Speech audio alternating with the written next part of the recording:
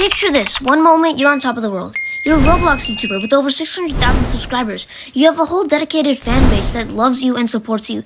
You have a community, but most of all, you have influence. You have so much influence and power, in fact, that you could ruin someone's career in the form of a tweet, post, or even a YouTube video. To becoming what you sought out to destroy and promised your community you would stop. You become the most hated Roblox YouTuber, not in the matter of weeks, not in the matter of days, but in the matter of hours. Overnight, you went from being the most loved, influential, and respected Roblox YouTuber to the most hated Roblox YouTuber. Well, meet a guy called Parlo, someone who had over 630,000 subscribers at one point, but now has no channel and not much to his name. But before we can even understand how Parlo had a downfall, we need to understand how he blew up in the first place. Now, we have to go back 7 years. It's 2019, and Parlo was around 14. He decides he was going to create a channel. He didn't know what to call it. He doesn't even know what videos he's going to make. He just decides to call it Parlo Gaming. He designs a normal profile picture. Bam, the channel's created. At first, it's a small channel. There's no real content that he was creating. However, one day, Parlo was simply bored, so he decided he was going to create a Roblox meme. He just decided to make a 3-minute meme video, which was pretty short. It was like a Roblox meme video, and that actually did pretty well. Surprisingly, over the next few months in 2019, he would continue doing this, until 2020 hit, when an account called Lisa Gaming Roblox would go up, and this account got tons of hatred due to the rage bait and trolling it was doing. Now, Parlo didn't like this in the slightest either, so he made multiple videos exposing her, which were more troll-like exposing videos, but it quickly turned in from just innocent troll-like rage bait exposing videos to much bigger videos. And for the first time, it seemed like Parlo wasn't just being a troll account, he was being actually serious. By this point, it's early 2020, and Parlo's continuing to create this content without a problem. His channel's actually growing steadily, and by May of 2021, Parlo switches fully over to a Roblox exposing/drama channel. Now by this point, Parlo's videos aren't long in the slightest. They're 3 to 5 minutes long. He doesn't even use his real voice yet. They're very short. As of now, Parlo's known for much longer videos stretching from 20 minutes to 30 minutes, even getting past the 1 hour range. But back then they were very short and just used the text-to-speech voice. Now, by this time, by May of 2021, Parlo's channel had grown from almost nothing to around 100,000 subscribers. Also by this time, he decided to rebrand from Parlo Gaming just to Parlo to make himself more serious, as he wasn't a gaming channel anymore, he was a commentary channel. Now, in early December of 2021, Parlo had also hit 200,000, leading him to do a voice reveal, and started to even make his videos much longer, from usually 3 to 5 minutes to sometimes stretching from 8 to 10 minutes. Going into 2022, it seemed like it would be a good year for Parlo, as not only was his channel growing faster than ever, but his videos were doing almost double as well, and being really long, he was bound to grow even more. However, things would take a turn for the worse. In March of that same year, Parlo would start getting endlessly harassed, made fun of, and bullied online for simply exposing people's favorite creators. And Parlo got bullied so much and made fun of that he even attempted to take his life on March 13th of 2022. Many people in Parlo's life thought they were actually going to lose him, and he was there sent to the hospital for 7 days, and then about 2 weeks later, his parents took away his YouTube channel from him, and until June of 2023, Parlo was not able to use his channel or access much of the internet. Now, throughout the rest of 2023, Parlo would continue exposing creators, and even expose some of the largest creators, one with over 1 million subscribers named Kaneko Kitten. He would also expose Natty Forsyth for being Nathrix, and even expose Nodiv and Roblox Fave. It seemed like there was a bright future for the Roblox Parlo channel, especially considering he could expose people, and he was really good at doing what he did.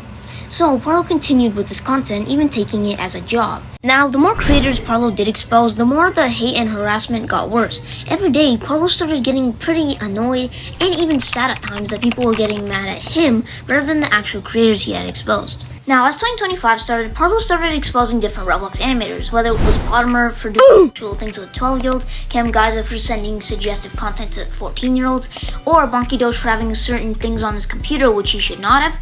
But Parlo had been exposing these bad Roblox animators. However, there was a difference. While Parlo did have a large community, these Roblox animators had a whole fan base of millions of kids. So Parlo started getting harassed and defamed on Twitter. People were looking for every reason to make fun of Parlo or find some way against him. Now, shortly after the whole Roblox animator incident, on March 26th of 2025, people noticed that Parlo's channel just wasn't on YouTube. You might think Parlo got banned or hacked, but His own father had hidden his channel, not because his father wanted him to get off the internet, but it was out of retaliation. Parlo stated that he has 1,000,001 reasons why he doesn't talk to his parents, either his mom's side or his dad's side, and he says that his dad has tried to contact him, but Parlo simply doesn't want anything to do with him. So in retaliation, his dad completely took down his channel, even threatening him saying if he didn't pick up the phone, he would take down the channel. The channel was reinstated, however, this would be the beginning of the end. Shortly after his channel was hidden but brought back, there was another massive controversy involved with Parlo.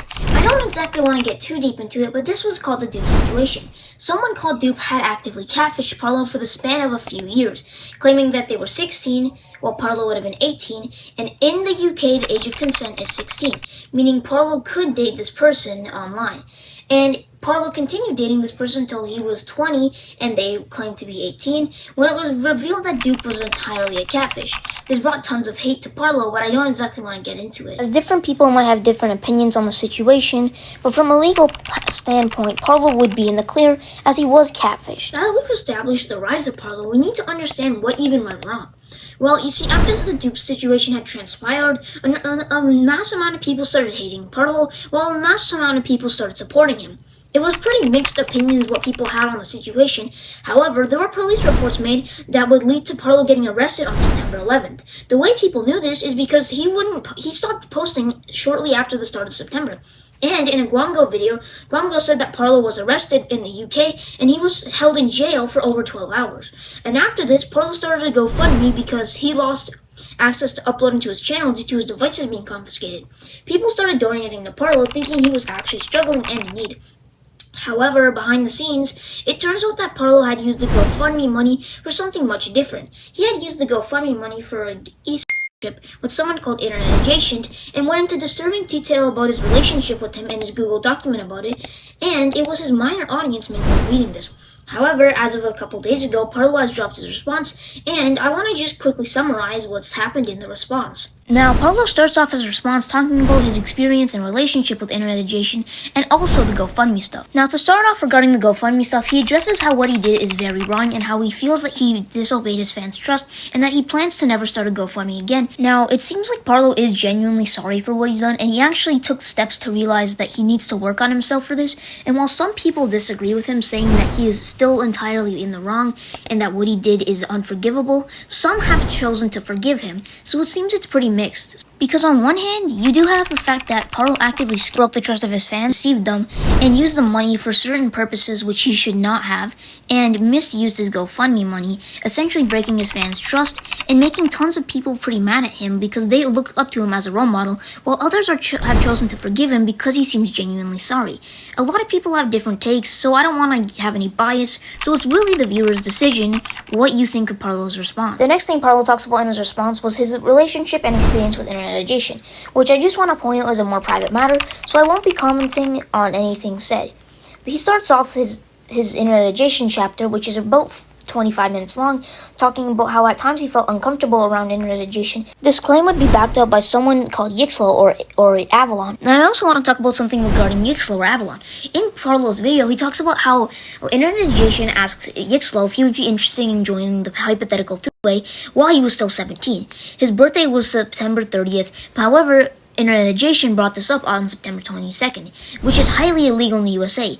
This law specifically states when traveling in the U.S., federal age of consent is 18, which applies to crossing state lines for activities.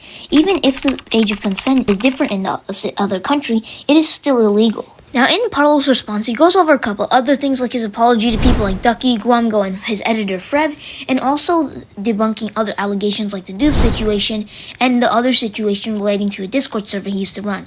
It seems that people have mixed opinions whether they're going to forgive Parlo or not. At the end of the day, it's the viewer watching Parlo's responses video if they believe that Parlo should be accepted back into the community.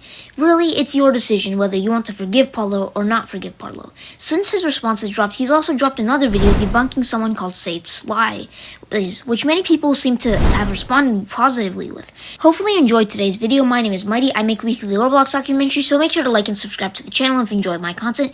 Anyways, my name is Mighty, and I'm out.